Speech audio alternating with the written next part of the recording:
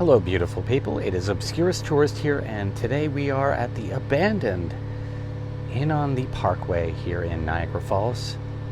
And as you can see all around me, this is just an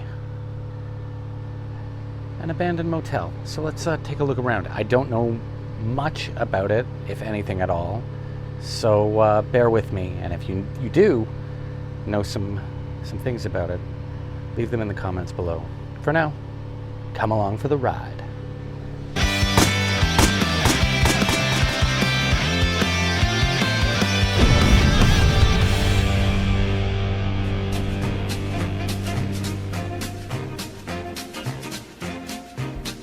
Now, as I said, there isn't much information about the history of the inn on the Niagara Parkway, but after a deep dive, I did manage to figure out that this place opened in 1959 as a resort for visitors to Niagara Falls.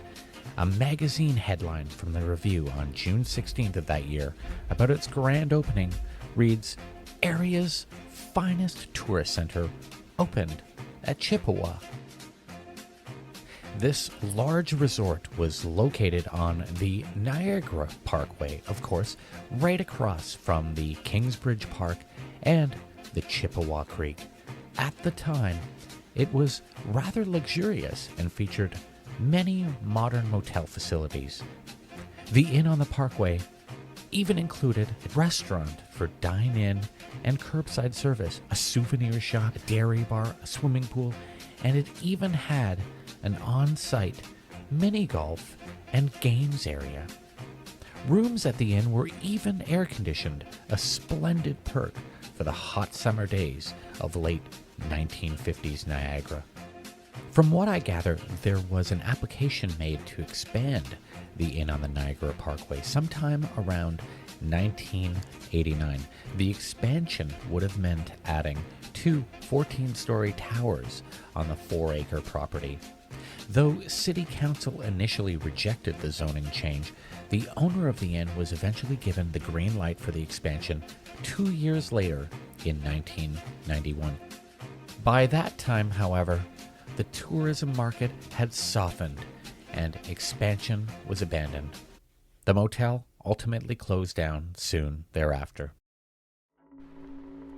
And, well, this is what the main reception building looks like today. A burnt out, decaying shell of itself. Far, far removed from what it looked like in 1985, that's for sure. Now, not only did this building serve as the motel reception, but the main floor also served as the restaurant dining room. Arsonists set this place ablaze in the summer of 2019, so it's actually a wonder that this building is still standing at all. I am a little weary to venture inside, as I'm sure the floor looks to be severely water damaged. There is a basement in this place, and, well, I'm looking to avoid falling down there. It looks like the fire didn't directly affect this side. As you can see, all of the wooden beams look to be pretty much undamaged. And right there on the ceiling, it's interesting to see that the original chandeliers, as seen in some of the old photos, are still hanging from the ceiling. Very, very cool. And this right here is the original sign that would have greeted you when you drove into this place. This old girl is real weathered. This wooden sign has certainly seen some things in her day, including the opening, closing, and, sadly, the ultimate decay of the inn on the Niagara Parkway. And just over here, this is the back door to the main reception / restaurant. I guess you could say they've got an open door policy here at the Inn on the Parkway. Let's check it out. Yeah, it is completely destroyed, unsalvageable, really. And right to my left is the stairway to the basement. I've got no flashlight with me right now, so I'm just going to avoid going down there altogether. This whole area is really waterlogged and smells heavily of mold. So this is about as far as I go inside. It's just really not worth the risk.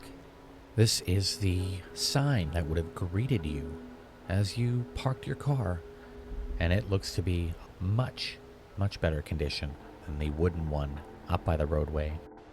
And I'll bet you dimes to dollars that the pool is long, long gone. I know it's supposed to be near the parking lot, if not right in the center of the parking lot, but I have yet to find it. So perhaps it was backfilled years ago. I do love me a heated pool, though. Well, this certainly is a murder motel, if I've ever seen one. Super creepy from this perspective, from the overgrown parking lot between the back L-shaped motel room buildings. Now, I couldn't find any information, like most things about this motel, but specifically how many rooms this motel had. But in looking around, I'm going to guess there were at least 60 to 70 rooms in these buildings. Not sure if there were more rooms inside the main restaurant building, but regardless, that's a substantial amount and definitely would have been hard to fill that amount of rooms in those later years. This would have been motel room number 8, of course, and as I enter here, you can clearly see some of the lovely original green and yellow linoleum flooring that made up the base of these rooms back in the day. Well, that's certainly interesting. I can't remember the last time I saw an all-wooden bathroom. And mattresses are still here, as well as most of the furniture that would have been in the room when it was in operation. And what old motel would be complete without some floral curtains? Nice addition. Some of the rooms back there were shuttered up tight, so I'm kind of curious about what is behind those doors, but maybe not. This is room number 11, and from the looks of it, it looks pretty interesting.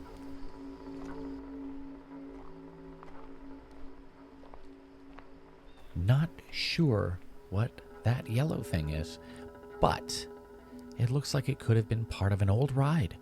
Perhaps it's from a ride that was actually here on site at the games room. A true relic of the inn on the Niagara Parkway. Pretty neat. And just behind it is a wall of old air conditioners. If air conditioners are your thing, then, well, you've certainly found the right room to satiate yourself.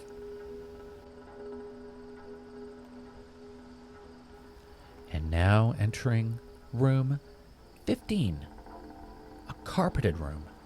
So that's something, a little update, I guess. And it looks like someone is in for 7 years of bad luck, and it ain't me, because I didn't break that mirror. This room reminds me of my rock and roll touring days. Overturned television, mattresses askew. And look, it's more of those floral curtains. More boarded up rooms on the way to this one, and from the smell of this room, I can only imagine that the state of those boarded up rooms must be straight up nasty. This one smells intensely musty. Aside from everything being a little messed up, I can't imagine much has changed in here. Pretty standard room. Even the telephone is still here. Lots of water damage in here, though. Most definitely the culprit behind that nasty smell. And I've reached the end of the first motel room buildings, and you can see this building right in front of me is far more damaged than the one I was just exploring. You can see the roof, and that steeple up there, or whatever you'd call it, is starting to cave in on itself. This entire area is just wild, so overgrown. I know it's daytime, but I can't tell you how creepy this whole part of the motel is. Some animal just ran into the bushes screaming and scared me half to death. An explorer that is certainly not for the faint of heart, that's for sure. Look at that. A retired alarm clock. When do you think the last time that woke somebody up was? And who? Where were they going? So many questions. And this room has the first semblances of spray paint and graffiti. Now come on, that's just rude. And well, that certainly is a hot take, and not at all true. I mean, it does not take a mathematician or even a historian to figure that out. If Hitler was alive, he'd be 132 years old. So no, he's not alive. Just wasted spray paint, really. Hey. And the remaining rooms on this side are all shuttered up, so we will head to the other side of that last building over there, and from the looks of it, the most damaged building of the lot. And this is room 41. And even before entering the room, I can tell that things have taken a turn for the worse. I'm not even going to venture in past the doorway because the smell wafting out is unbelievably rank. I can clearly see black mold on the walls and mattresses, a health hazard I'm happy to avoid, and so should you. And it says number 9, but I think it's actually 49. I really didn't think it could get much worse than that last room, but this is absolutely the worst. Again, that heavy, thick mustiness wafting out of the room. There's so much black mold in here that it actually looks like soot from fire damage. Again, I'm keeping my distance and not even going in. Some peeled paint greeting me at the entrance to room number 36. You know, seeing all of this makes me quite sad, because I'm sure this place was once so full of fun and life, and now it's almost like a tomb of sorts.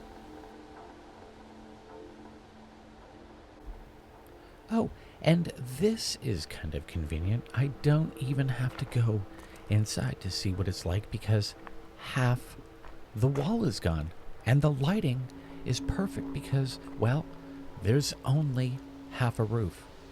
It's kind of interesting to see this room really stripped down to its bare bones. All the drywall gone, so you can see the brick. Pretty standard to all the other rooms we've seen.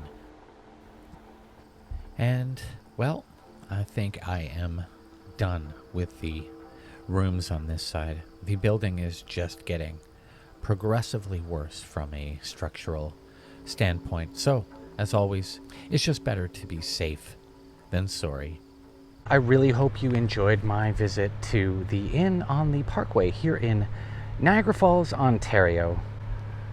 A once beautiful and sought-after stay. For now, it's Obscurist Tourist, signing off and wishing you good health. Stay beautiful, you know, as always. Until next time.